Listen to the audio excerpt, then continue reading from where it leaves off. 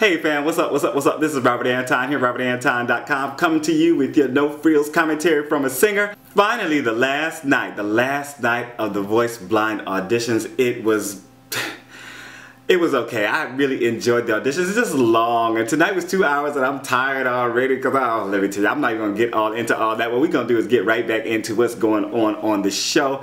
Like I said, this is night 8, the final night of auditions. Each coach still has 2 spots available at the beginning of the show to fill, and we're going to get into doing that. And tomorrow it looks like it's going to be a recap of the blind audition, so I probably won't be doing commentary. If I'm home, I will be watching to see what's going on, but if there's nothing new and nothing really interesting to talk about, I probably will not be doing commentary, so don't expect that tomorrow.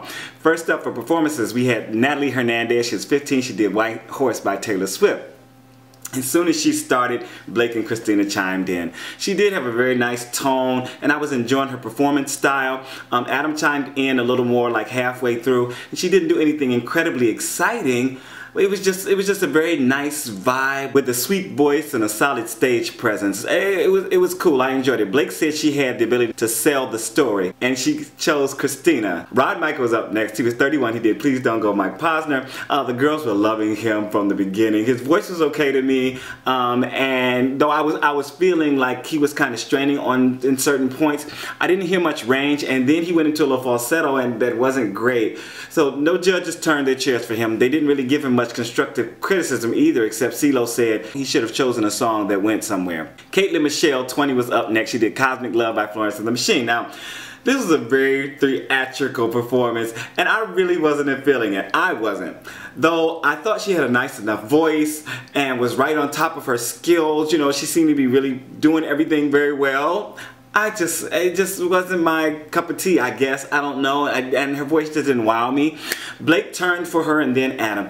Adam said she had some pitch things, and that held him back from turning around sooner. But she had some power, and that was epic. Blake said she was accurate with her notes. So either she was pitchy or she was accurate. Which one is right? What do you think? She chose Adam. Nicole Johnson was 18. She did Mr. Know-It-All by Kelly Clarkson. And she had a nice little take on this song, and I was liking the twangy feeling of it. Ceelo chimed in first, and then Blake. She looked like she'd been doing this for forever, really. Like just forever while she was up there. Very mature professional vocalist for her age. 18, you know. And Ceelo said he was hearing someone with the perfect voice. And he asked her who sings the song. And I was like, who sings the song? Ceelo, what are you talking about? Blake said, you had me a thing. He turned around after she sang thing with her twang, and she chose Blake because she's a country girl, and I think it was a great choice. Kameron Corvet was up next. He was 32. He did Crazy by Ceelo. He came out with his guitar, a crisp diction, nice groove, you know. I felt like he really made the song his own, and the audience was standing and clapping along with the performance, but none of the judges turned for him. Oh, what they said was, and I do understand, they said he didn't go anywhere with the song. And Adam said it didn't have any good dynamics. You know what, I think I talked about this. And another thing, give him something, some pow, some wow in certain points of the song. And you know, it was nice. He had a nice groove here. Everything was going on. It was really good, you know. But the judges didn't really feel any wow. They didn't get any wow. They want some wow. Wow. Chevonne was next. She was 26. She was a background singer for Lady Gaga on just her recent tour.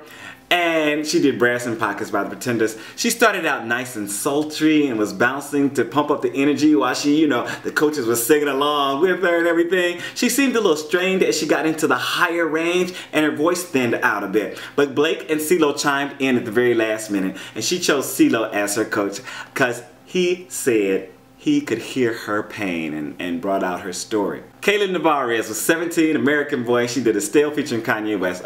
She had barely sang. Talk about giving wild and all that good stuff and all this. She had barely sang anything when Adam chimed in. She had a nice voice and was working the stage and the audience. Christina and Ceelo also chimed in next. And Christina said she had a smooth and effortless quality to her voice, and that's what got her to turn. She chose Adam. I thought she was going to choose Christina, really. I really did. And she completed his team. He was the first one with his team complete. Next up was Celica Westbrook. She was 16. She did 1,000 Years by Christina Perri.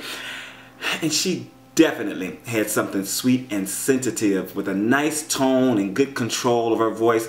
Christina chimed in after she did her first little flourish, and it was just a little one. You know, she just had added a little bit of spice to it, and Christina, boom, hit that thing right away. Then Ceelo and Blake chimed in. Christina gave her a standing ovation after she was finished, and Christina and her girls told Celica that she needed to be on radio now. And while the audience was chanting for her to choose Blake, she chose Christina, and I thought it was the better choice for her voice and her style, where I think she would go. So people were turned down. We're in the next little thing, Jay Taylor, Gedina, and Taylor Wagner. And then came Jessica Kane. She's 26. She did Good Girl by Carrie Underwood. And she started out sassy as she could be, you know, with a lot of attitude, engaging the audience. I wasn't crazy about the way she was hitting her open vowels. It was something strange about them, but I was liking everything else that she did and was doing. And she took her shoes off and she finished. She gave a little bit of, you know, flourish and stuff like she was walking away. So she really performed the song, had everything there, but no coaches turned for her once again. Blake said he respected that she attempted that song because it was a very difficult song. And Christina went up to give her one of her consolation hugs. You know, she was like, "Oh, you did good, we love you," and you gave her a hug, but you didn't turn your chair for me, you I know she wasn't gonna say that. Rudy Paris was up next. He was 46, 47. He did Every Breath You Take by Sting, and he hit it right off with a nice, rich and rounded tone. Blake chimed in right away, and he was strong on this song. He was doing his thing. Ceelo went ahead and chimed in near the end, and I thought it was a good performance. He chose Blake as his coach because he said his roots are deep in country music, and you know, Blake is always hitting on the country, and I think that's right. If you really want to do country music, you want to go with the country coach who can actually introduce you to those people in that arena, and I think that's really, really important. Cody Ballou was next. He was 27. He was our last one up for the night. He did Hard to Handle by Otis Redding and the Black Crowes. He was doing his thing up there. He really was all in the vibe, and I was ready to go to sleep, right? But then he was up there doing it, and I was like, oh, so he really woke me up because he was in it. He was kind of funny, and he was, you know, he was doing it. I was just engaged in this performance, right? First, Ceelo chimed in. Oh, but Ceelo was the only color. Ceelo chimed in at the very last minute, and he had turned around and was facing the back of the stage, you know, so he didn't know that Ceelo chimed in. We turned back around, and they were saying, oh, you know, it looked like all the chairs were turned around at the same time. And then, you know, they said something, and he figured out that Ceelo chimed in, and he just let off these expletives. He had to beep him left and right. He ran down and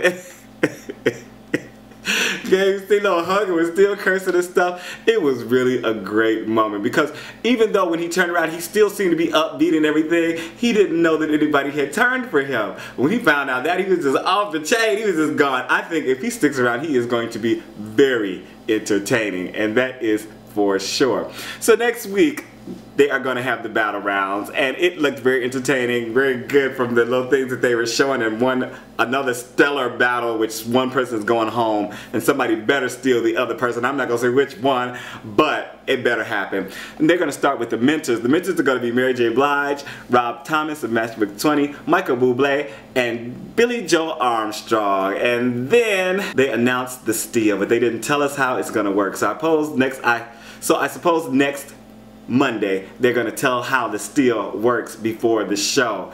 I want to find out. I got to go find somewhere and find out how it's going to work ahead of time, because the steal is like, you know, it's the unknown, so I really want to know. I want to know what's going on before it happens.